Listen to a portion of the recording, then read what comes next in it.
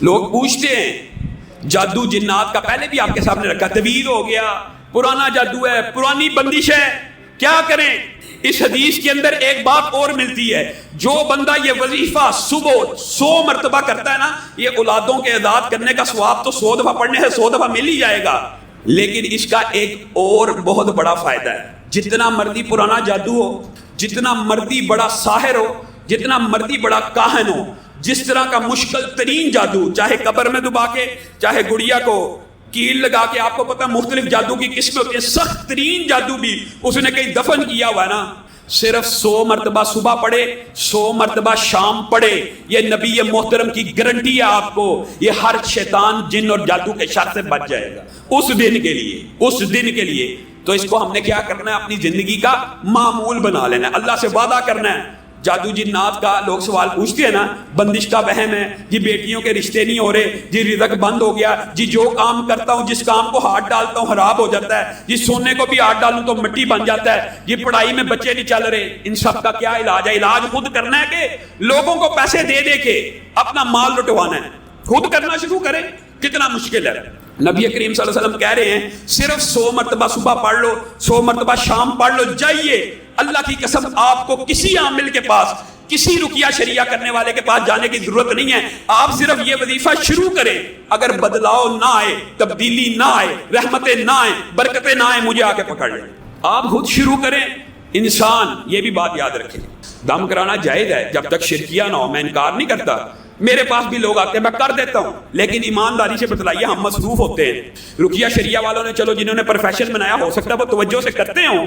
لیکن ایک بندہ آیا، علامہ صاحب بیٹی کو دم کر دیجیے، میں 7 دفعہ فاتحہ پڑھتا ہوں، دعائیں پڑھتا ہوں جو نبی کریم صلی اللہ علیہ وسلم نے بتائی، اس کے اوپر پھونک مار کے چل دیا، میرے دل میں اس بچی کے اوپر کتنی توجہ ہو سکتی ہے، میری نظر میں اس بچی کا کتنا درد ہو سکتا ہے جو اپنے والد اور والدہ کے دل میں ہو سکتا ہے۔ اللہ کی قسم وہ 7 دفعہ سورۃ فاتحہ پڑھیں گے، میں نے چاہے 7 دفعہ سورۃ فاتحہ پڑھی ہو، میں اتنی توجہ سے نہیں پڑھ سکتا جتنی کوئی والد اور والدہ توجہ سے پڑھ سکتے، وہ توجہ سے پڑھیں گے، اس کو زیادہ افاقہ ہوگا۔ ہاں یہ فرق ضرور ہوتا ہے، یہ فرق ہوتا ہے، اس فرق کو ہم مانتے ہیں۔ ایک وظیفہ ایک عامل نے یا ایک عالم نے 1,00,000 دفعہ سورۃ فاتحہ پڑھی ہے، والد نے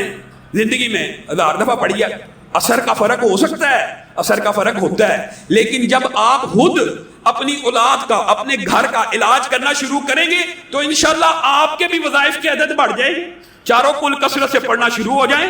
آپ کے اوپر سے جادو جنات ختم، سورۃ بقرہ کی آخری 2 آیات سورۃ بقرہ کو پڑھنا شروع کرتے ہیں، فاتحہ کو پڑھنا شروع کرتے ہیں۔ اور فاتحہ کا ایک بات اور بھی یاد رکھیے، بات آئیے تو کہہ دیتا ہوں، فاتحہ ایک عام نمازی کی بھی بڑی مؤثر ہوتی ہے، ایک عام نمازی کی، میں علماء کی بات نہیں کر رہا، وجہ کیا ہے؟ کیونکہ ایک عام نمازی نے بھی سارا دن ہر رکعت میں اس کو پڑھنا ہوتا ہے، اس کا عدد بھی بے شمار ہو چکا ہوتا ہے، یہ نہیں ہوتا اس نے بچپن سے نمازیں پڑھی ہیں، پتہ نہیں کتنی 1000 دفعہ وہ پڑھ چکا ہوا ہے، اس لیے سورۃ فاتحہ کو آپ نے اپنانا ہے، اور یہ جو لا الہ الا اللہ وحدہ لا شریک لہ لہ الملک ولہ الحمد وہو علی کل شیء قدیر، اس کو زندگی کے اندر 100 مرتبہ صبح اور 100 مرتبہ شام اپنی زندگی میں شامل کریں۔ آگے چلیں، سبحان اللہ والحمد للہ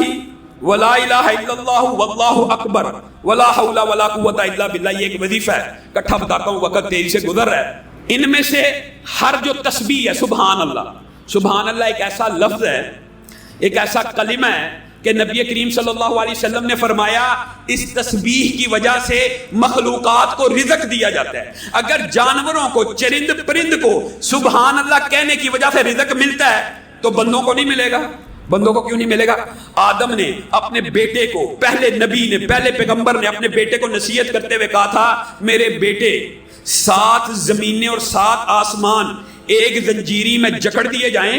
تو لا الہ ایک ایسا کلمہ ہے جو اس زنجیری کو توڑ کے رکھ دے گا، اور سبحان اللہ ایک ایسا کلمہ ہے جو زمین و آسمان کے درمیان